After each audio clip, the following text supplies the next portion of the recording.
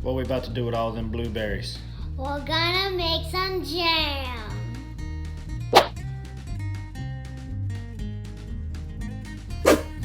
So guys, staying here from Rocky Creek. So a couple of people in my last video, I talked about that we had been canning some pickles and some relish, and somebody had said something about wanting to see some canning videos. And I didn't do videos about canning at first because this is my very first year ever canning anything.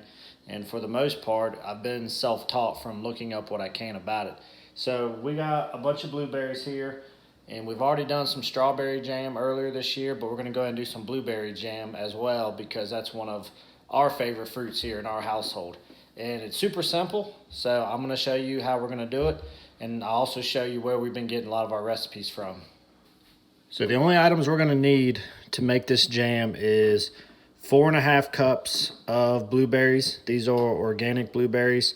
We usually go to a blueberry patch that is about 45 minutes away from us, but unfortunately, due to some late frost and the flooding and just crazy weather we've had, they weren't able to open up for picking, and the grocery store had these organic blueberries on sale, so I got enough to go ahead and make the jam. Then we also needed 5 cups of sugar. It called for the juice of 1 large lime. My limes are pretty small, so I just did 2 of them. And we are gonna do a recipe that involves some fruit pectin, and so we'll add that. The recipe says it should make approximately 6 of these 250 milliliter jars, so that's what we're gonna plan for. Sometimes these recipes end up a little more, a little less. So we're gonna take you through how we're gonna do this, and we're gonna get started. So in case you're wondering, any recipes that we've been using, I actually found this book online for pretty cheap. And my understanding is that everybody talks about the Ball Blue Book of Preserving or something like that as being like the staple for any home preserving. Well, my understanding is this, I think it's pronounced Bernardin, is like the Ball Canning Company of Canada. But I found it online for like $6 or something, so I ordered it in. And so this right here is the book that I've been doing a lot of my recipes off of. It's been a fantastic book. Even though it's not Ball, it's all the same. It's just a branded jar, but it's been really, really helpful. So right here is what we're gonna be doing. This blueberry lime jam. And it's just really got that because it's got the lime juice in it. Now it talks about needing grated zest lime as well. It's really just to add a different flavor. We're gonna leave that part out of it right now. Just because honestly, I don't have a zester and I tried to use something else and it just didn't work out. So we're just gonna use the lime juice and move on from there. So let's get started up. So the first thing I do once I'm gonna get ready to start doing canning, from what I've learned, is I'm gonna go ahead and get my jars prepared up. So first we're gonna do is we're gonna get all the bands off. So that way we can put the lids into this little pot so that they can not necessarily boil, but we want to get them warmed up. Now I've washed my hands thoroughly before I started doing any of this because we try to keep everything as clean as we possibly can, so that way we don't create any bacteria or anything. And so far, since I've been doing this, I've had tremendous success with everything sealing the way it should.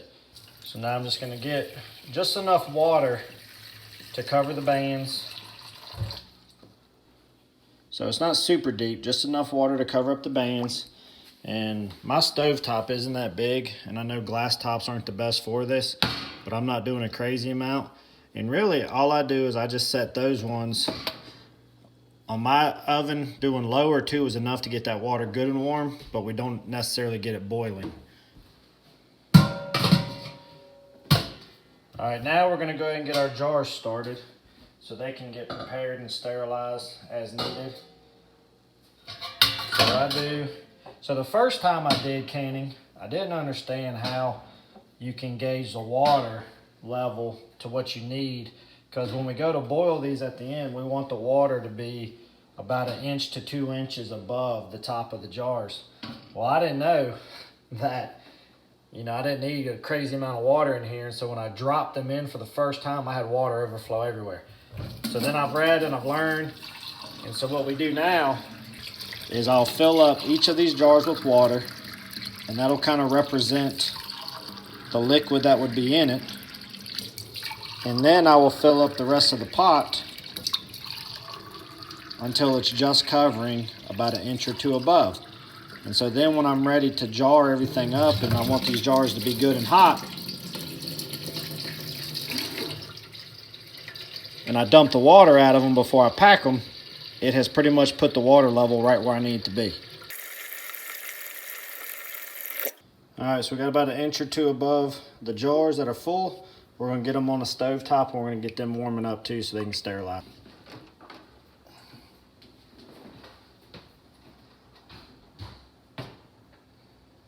Now we don't want to boil these jars, we just want to get them sterilized. So I usually just set it on mine on about medium heat, and I let that roll, and by the time I get done preparing everything else, it's usually ready to go, and then we're going to switch it to a hard boil once we get everything inside of it. Now we got to mash up these blueberries a little bit. We don't have to get them super mashed up, but we need to definitely get them mashed up pretty good. So I'm going to bestow the power of some mashing to my girl right here. You ready to do some mashing? Yes. So don't get too crazy. Just push. You're gonna have to push pretty hard. You gonna be able to mash it, or do I need to mash it? Do we need to call on the big guns? No. You're refusing to give up?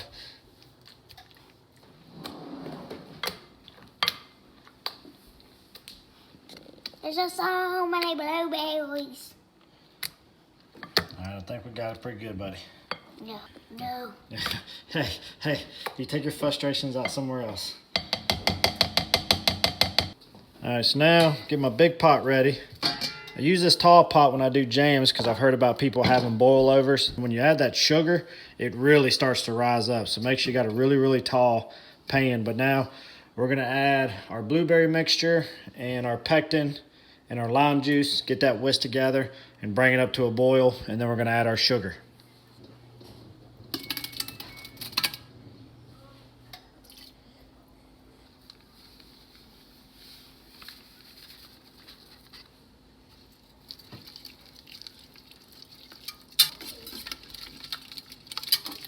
Let's get it turned up, get it boiling. Now, one of the biggest things I found with doing jam or jelly or anything involving this much fruit or sugar is that I try to keep it moving pretty constantly. That way, all that sugar doesn't burn at the bottom of the pan, especially when you're trying to get stuff to a boil. Another thing too is your sugar.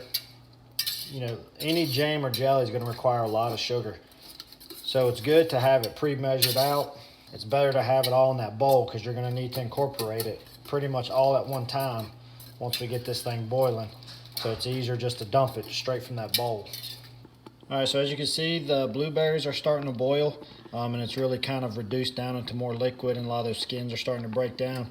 So now's the time where I need to add this whole bowl of sugar right here in all at one time and keep it stirring it so I don't let it burn. Once I get it in there, I'm gonna let it roll back to a full boil again.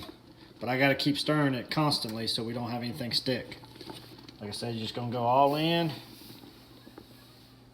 And as soon as you get it in, you gotta start stirring it. And you just keep on stirring till you get it back to another full rolling boil. And it's gonna really start to rise up. This pot's plenty big, so it's not gonna get anywhere close to the top of this, but you definitely don't wanna do it in a really small bowl or you're gonna have a problem. And trust me, this stuff is super sticky when you start trying to put it in stuff, and I don't wanna clean up that mess. All right, so now it's reached a point where it's at a full boil, and even though I'm stirring it, it's not going down. So now I'm gonna keep stirring it for right at 1 minute. And then we're essentially gonna be done with the cooking process, and we just gotta get it jarred up. So we'll get back here after fogging up my camera. So right after we get done with 1 minute here, we'll be ready to jar it up, and we'll be right back as soon as that's over with. So now you might be able to see, anytime you're doing jam with a lot of fruit, you're gonna get like this foam at the top of it that's released from it breaking down. They say you can add a little bit of butter to it when you're cooking it and it'll reduce it. I have found it's not that hard to strain it off, so we will strain just a little bit of that off to give it a better appearance when it's all said and done. So we're gonna do that right now, and then we're gonna get these jars out and we're gonna be ready to fill them up. So it's real simple. You just come right across this top layer here And you can kind of see all that foam if I stop fogging up my camera. And underneath it though is a nice, it's not really clear because it's purple, but it's definitely more of a pure liquid when you skim this top layer off. It doesn't have to be perfect, but you can definitely see a difference from where the foam is. Try to pull it all to this corner. You can see a difference here as compared to over here. And so we want to get as much of this out as possible so we have the best final product. So it's not perfect, but I think that's going to work right there. Let's get our jars out and let's start filling them up so we can have some jam. So we're going to go ahead and get these jars out so they'll be ready to get full. You want your jars to be hot when you fill them. And they'll retain heat for quite a while.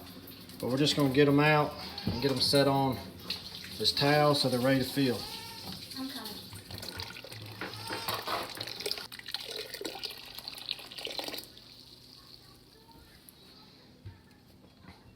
Alright, so got all of our jars here. We got our jelly ready. We're going to start ladling in here and get it ready to go. So one thing for sure is that this jelly is super sticky. So I got to make sure I have a rag ready so I can clean off any that gets on the rim before we seal it. And we also are going for a 1/4 inch headspace in the jar. Usually I'll take a paper towel to hold underneath the ladle to try to keep from making a big mess. Just gotta be careful, it's very hot.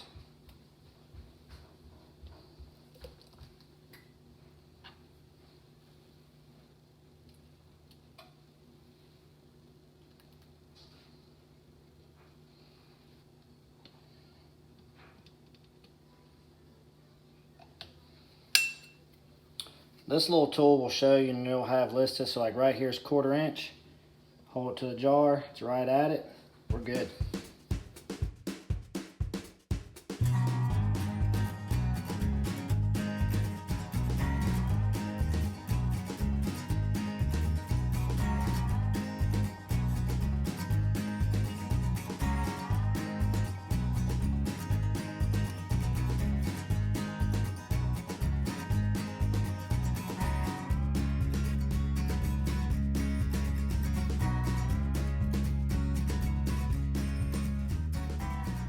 Got this one right here is the only one that's just a little bit high. So we're gonna take just a little bit out of him. Yep, now we're good. Now I need my lids. And I'm just gonna go around with a rag. It's clean, good clean rag. And wipe down the edges.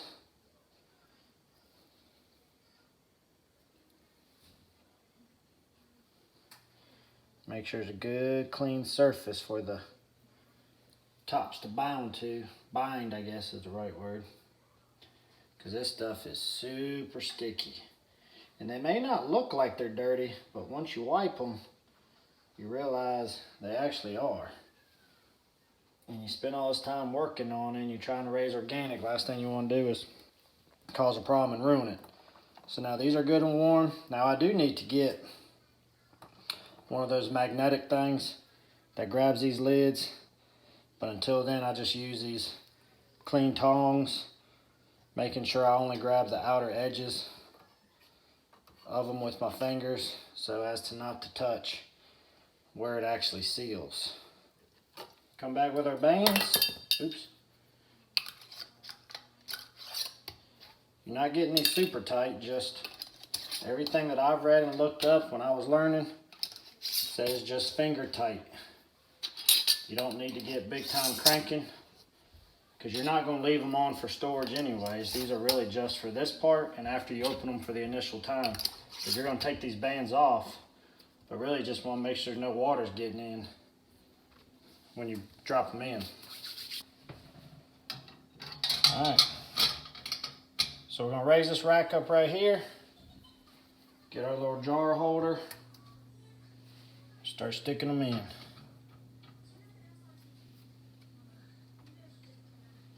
Trying to space them out evenly so they'll stay upright.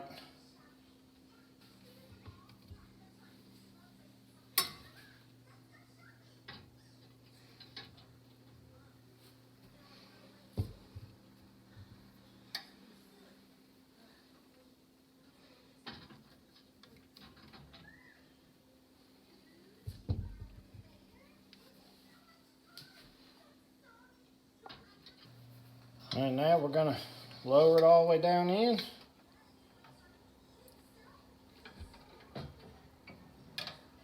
Now hopefully you can see the water it's about right at 1 inch above the jars, and that's what you want. 1 inch to 2 inches above is everything I've read. So now we're gonna put the lid on it. We're gonna get it up to a rolling boil, and then we're not gonna start the timer until it's full on boil, and then we'll do 10 minutes from that point in time. All right, so we're on full boil. Get that timer on 10, and we're gonna wait for it to be done, and we're gonna let it keep rolling during that time.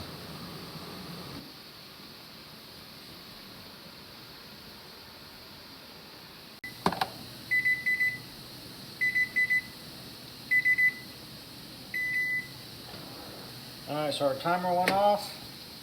We'll get this off. Hot.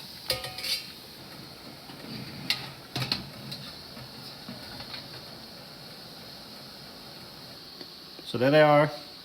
That's the nice thing about this rack is you can just pull these handles and it pulls it up out of the water. Now I'm gonna leave them here for 5 minutes, and then after 5 minutes, we're gonna use our little grabber and pick it up, set them on this little padded towel, and we're gonna let them cool down. And we should hear, if everything's done properly, we should hear that clicking noise where it vacuum seals itself shut. So let's wait 5 minutes and then we'll transition them over. All right, it's been 5 minutes. Now we're gonna get them transferred onto this little surface right here.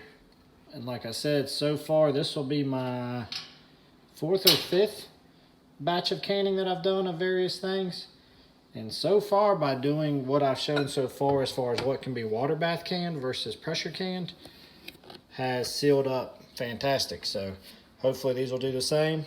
I do have a pressure canner I bought this year, but I've yet to harvest stuff that needed pressure canning.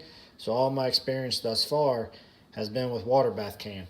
But as you can see, we got us 6 jars of blueberry jam ready to go.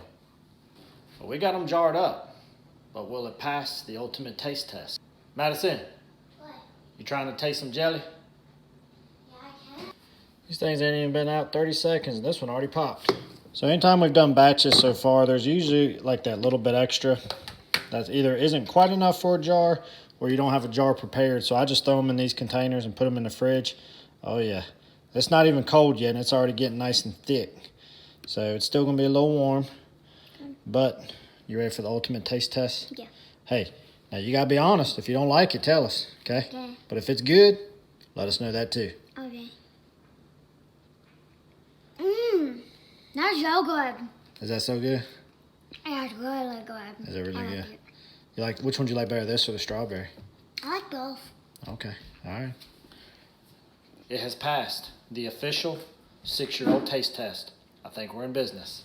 So guys, we haven't taken you in our kitchen before to show you anything that we're cooking or canning before, so it's gonna take us a little bit of time and effort to figure out what works out best when we're doing these. But so as I'm gaining my confidence in canning, we're gonna bring you along on some of that stuff a little more often, share what recipes we're using and which ones have done well for us and which ones haven't.